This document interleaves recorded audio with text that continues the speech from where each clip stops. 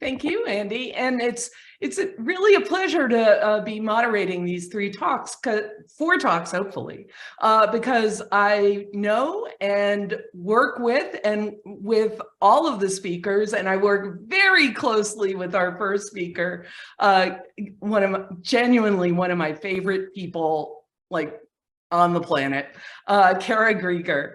And she's going to talk to us about a really interesting project of stakeholder engagement that she's been working on for some time. So, Kara, do you want to start us off? Excellent. Thank you all so much for inviting me this year again. And it's a real pleasure for me to be able to discuss some of the work that my team and I are doing with others that are doing stakeholder engagement as well. Sorry, that was blank for me. I hope it was blank for other people. I'll try again. Sorry. Yeah, no problem. If the last 2 years haven't taught us to be agile, I don't know what it's taught us to do. So no problem.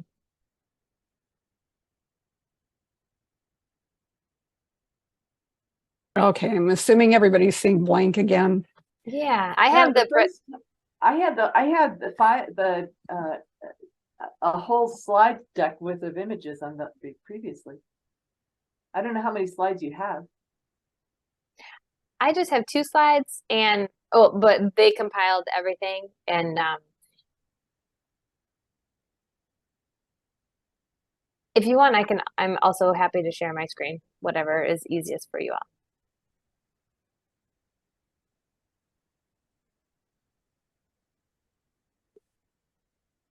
Okay, well, what's going on is it looks like the link to the original slide deck got broken. And now the other one isn't loading. Andy, do you want to give it a try on the share? Sorry. You're muted. Thank you. Yeah, I actually downloaded it on my drive. So, Kara, if you've got it loaded, why don't you go ahead, and I can be prepared for the second and onwards speakers if necessary. Or hopefully I'll fix the problem by then. All right, yeah, we could do that. I pulled it up and sharing it on my screen to this way. So sometimes I might look over here. Okay, so I will start over. Thank you again for inviting me. It's a pleasure to be here. I'm really excited to talk with others that are doing stakeholder work on their research. So in brief, my name is Kara Grieger. I'm an assistant professor and extension specialist in environmental health and risk assessment at NC State. And I should say I have a technical training within natural sciences and environmental engineering, but then these days I do a lot of interdisciplinary work on risk issues. Actually, my research is specialized in risk issues, which automatically involve the incorporation of stakeholder values and needs with conversations of how we manage new and emerging risks. So anyway, one core area that I have been working on in the last 15 years, believe it or not, has been the use of nanotechnology and engineered nanomaterials in food and agriculture. There's a lot of potential benefits, but there's also a lot of risks that we need to be mindful about. So there's a conversation, there's a whole field of research about responsible innovation.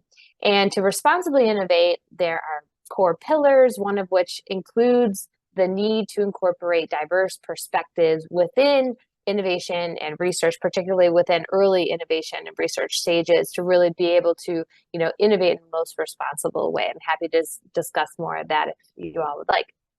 And so in this idea of how do we incorporate diverse perspectives and needs is, of course, the need to engage stakeholders to understand their views, their needs.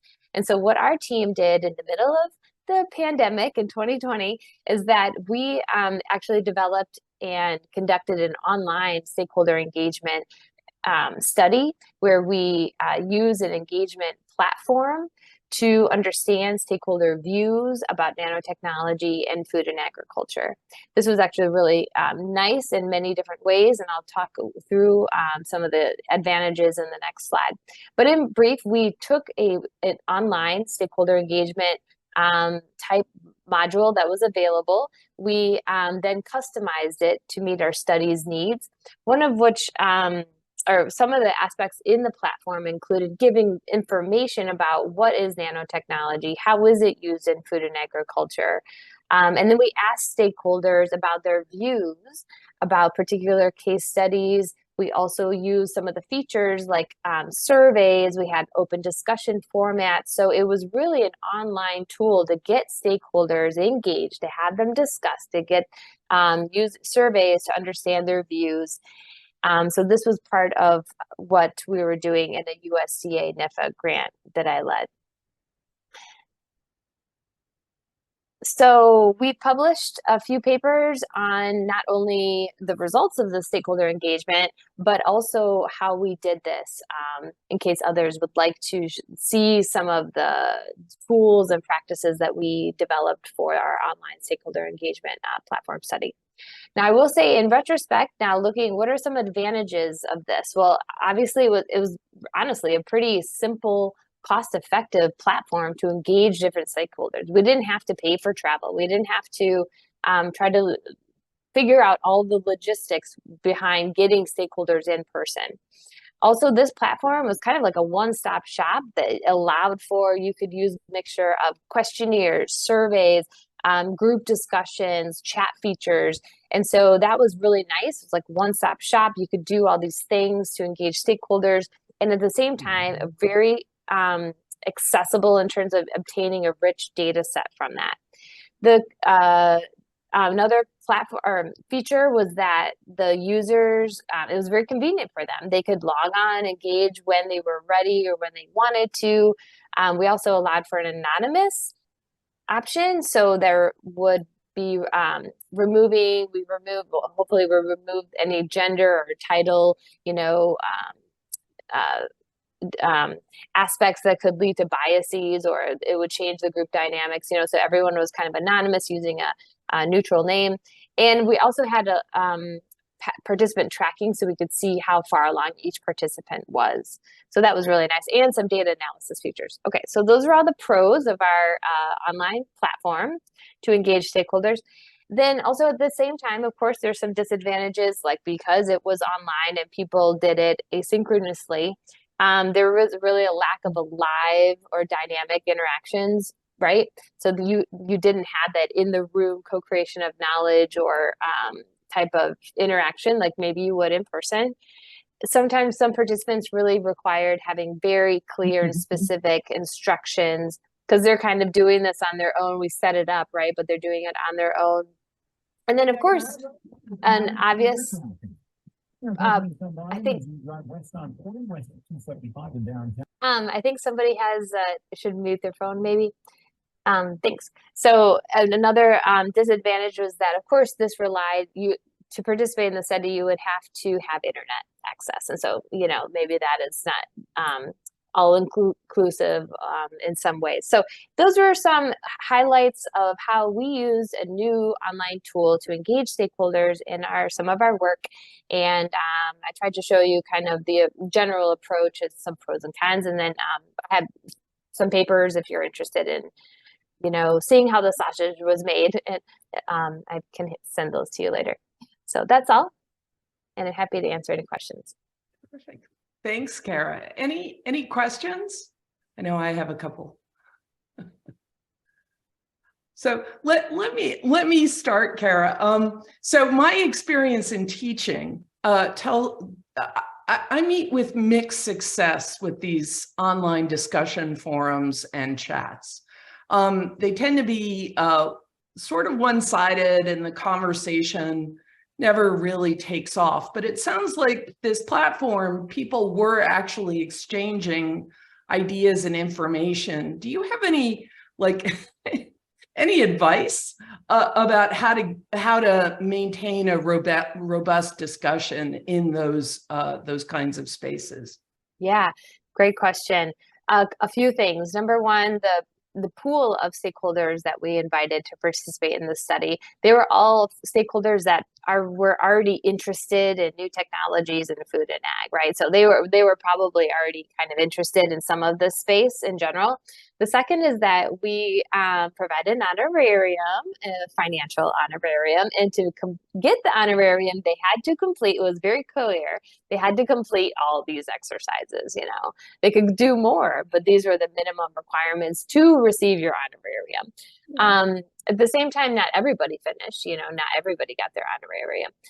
Another thing is I think we spent a lot of time thinking about the questions, the discussion questions. And I had a few very good social scientists on my team who had been working in these fields for, you know, several years. And so they were awesome in terms of like really wording those questions just right so that it would foster a dialogue between them. And again, in this space, there's a lot of like pros and cons, like, you know, there's some advantages, but at the same time, there are these unknown risks and uncertainties. And so there's space there. I think the topic was a good one. Yeah. It generally is not as contentious as like GMOs or gene editing. So, but nano is more contentious than some other fields, as you can imagine. Yeah. No, so it's, you know, good prompts, incentives, and interest. Yeah. So, yeah, that sounds great. Any other questions? Oh, Andy. Sure. Thanks, Cara. I really enjoyed your presentation. Really interesting to hear how that work has gone. I've got a kind of it's a very much a related question about sort of online versus in person. Over the last 6 or 7 years, we've had different projects with strong stakeholder engagement, which have either been wholly in person, started off as in person, and then we moved to virtual, or have been wholly virtual. And I haven't done any sort of evaluation of that, but anecdotally, I'm pretty sure there are differences in success, and I'm just wondering whether it's been possible for you to do any sort of evaluation, formal evaluation. And I know that yours is wholly online, so you don't have sort of the in-person necessarily to compare, but I think there's definitely some space to look at, what are the key differences? Can we formally evaluate the effectiveness of online versus in-person versus hybrid? And yeah. I kind of have always just been of the opinion there's a certain importance of having in-person, or at least at the get-go, or at least at the beginning, to establish trust and relationships. So yeah. No, I know. We're thinking about these things like in our STEP center that Ann and I are working on a lot, because there's all these pros and cons. So in our online platform, we actually did have an evaluation at the end, and like I think we got really good scores. Like 86% of the participants like thought, oh yeah, it worked really well, right? But it took a lot of time to make it good and set up just right, so there was a lot of front time or investment, to make it good. But it does lack the in-person interactions. It does lack that networking and all the good stuff that we all like about meeting with other people. One thing that is always in my mind, I'm an environmental scientist, really. I'm an environmentalist, and I am having a hard time justifying me flying around the world for all of these things in our climate crisis. And I'm like, I don't want to fly to Japan for an environmental conference. And so I don't know how to do this. I don't know how can we have the same meaningful connections without killing our planet. I don't know. I'm in that weird space, except for I am trying to be very choosy. I'm like, okay, this is the thing that is really important, and not just like going to everything. Yeah, and I know in our STEP center, we're also thinking about this. Like we tried a hybrid, that wasn't so great, or we're trying in person, but then there's I have to teach on these days, and now I have to fly in, and my kids, and who's gonna watch my kids, and so it's like I don't know. We're in this I don't know space, trying to work it out. Yes, I want there to be carbon neutral air travel, and so if somebody could develop that quickly, maybe that would solve some of our challenges. so true. We can't wait for that. Yes, I'll leave it there. Okay.